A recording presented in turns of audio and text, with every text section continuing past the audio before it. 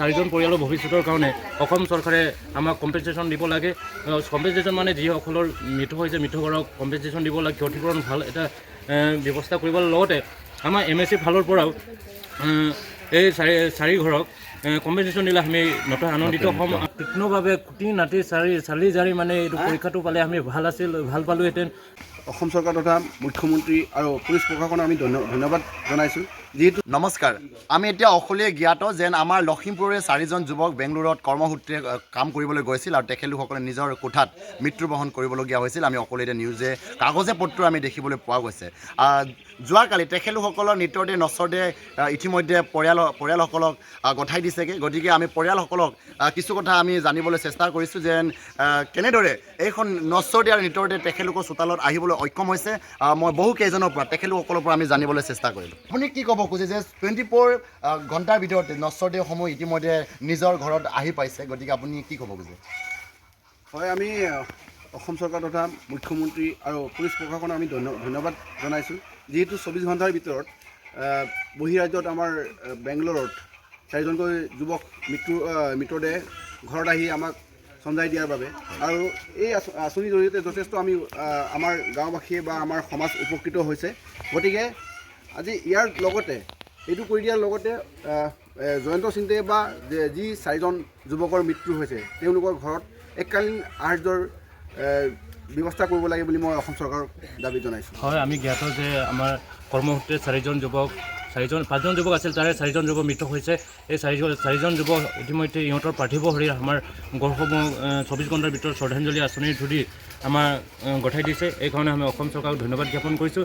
লগতে কথাটো হ'ল যে চাৰিজন যুৱক মানে চাৰিটা পৰিয়াল, চাৰিজন যুৱক মৃত হৈছে মানে চাৰিটা পৰিয়াল ধ্বংস হৈছে। এই হিচাপত ঘৰসমূহ একদম পূৰা সমবেদনাত ভুগি পৰিছে। একদম আমি দুখৰ সমভাগী হৈছোঁ। যদিও এই চাৰিজন পৰিয়ালৰ ভৱিষ্যতৰ কাৰণে অসম চৰকাৰে আমাক কম্পেনচেশ্যন দিব লাগে। কম্পেনচেশ্যন মানে যিসকলৰ মৃত্যু হৈছে মৃত্যুঘৰক কম্পেনচেশ্যন দিব লাগে, ক্ষতিপূৰণ ভাল এটা ব্যৱস্থা কৰিব। লগতে আমাৰ MSC ফালৰ পৰাও এই চাৰি ঘৰক কম্পেনচেশ্যন দিলে আমি নথৈ আনন্দিত হ'ম। আমি যিহেতু গম পাওঁ যে যুৱক মৃত্যু হ'ল, এতিয়া জ্ঞাত যে এবছৰো হোৱা নাছিল, তেনে ক্ষেত্ৰত এজন মানে অকলশৰীয়া জীৱন যাপন কৰিবলগীয়া অৱস্থাত পৰি আছে। এই ক্ষেত্ৰত অসম চৰকাৰে তীক্ষ্ণ নজৰ ৰাখিব লাগে। লগতে আমি জ্ঞাত যে চাৰিজন যুৱক মৃত্যু হ'ল, তাত আমি ৰিপৰ্ট পাইছোঁ যে কাৰ্বন মনক্সাইডৰ দ্বাৰা ইহঁত মৃত্যু হৈছে।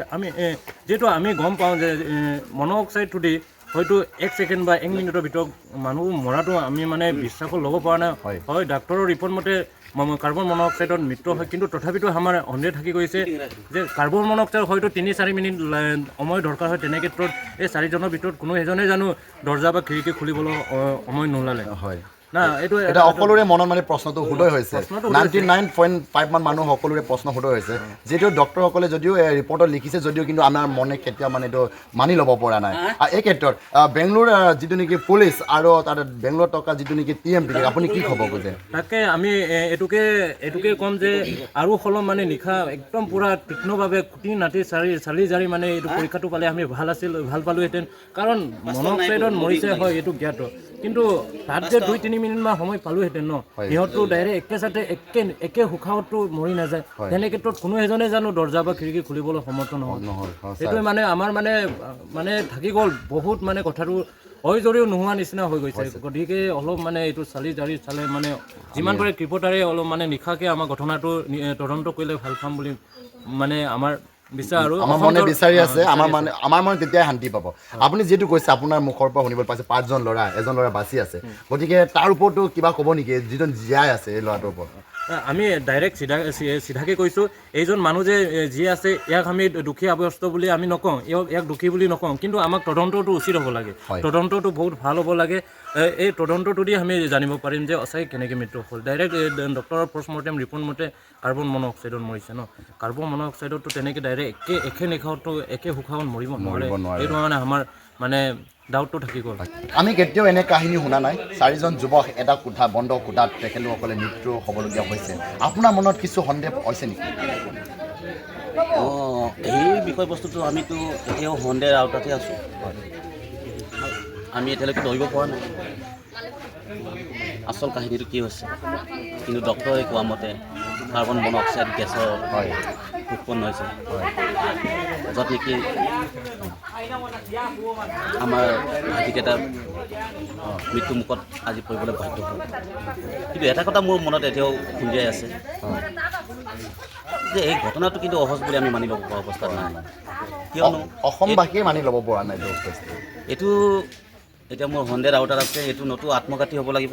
হয় আৰু প্ৰতি বছৰে প্ৰতিদিনে একেখন ৰুমত ভাত পানী বনাই আছে। সিহঁতে কেতিয়াও যদি ভাত পানী বনোৱা সময়ত যদি কেতিয়াও দৰবাৰ খিৰিকী বন্ধ কৰি যে ভাত পানী বনায়, সিহঁতৰ মনত কেতিয়াও এইটো সম্ভৱ আগতো চিন্তা নাছিলে, এতিয়াও চিন্তা নাছিল চাগে।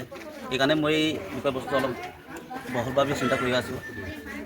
যদি এই ভাত পানী বনাইছে, কুকাৰত ভাত পানী বনাইছে, দৰৱাজা খিৰিকী গোটেই বন্ধ কৰি কোনে ভাত পানী বনায়? চাৰিজনটো মানুহ এজনটো আজি বাচিব লাগে। একেখন ৰুমতে বহুত বছৰ ধৰি বহু মাহ ধৰি ভাত পানী বনাই খাই আছে।